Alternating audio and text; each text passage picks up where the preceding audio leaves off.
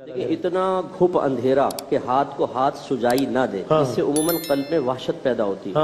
और ये वहशत खुशू खुजू की राह में रुकावट है, हुजूर कल्ब की राह में रुकावट है। क्योंकि हमारे यहाँ जो हॉरर फिल्में देख रहे हैं ना, तो वो तो दिल में भी ऐसा लगता है कि पीछे कोई बैठा हुआ। खवातीन को कोई हवा भी तेज चलती है तो लगता है कोई मरा हुआ अब्बा या नाना निकला है पीछे से।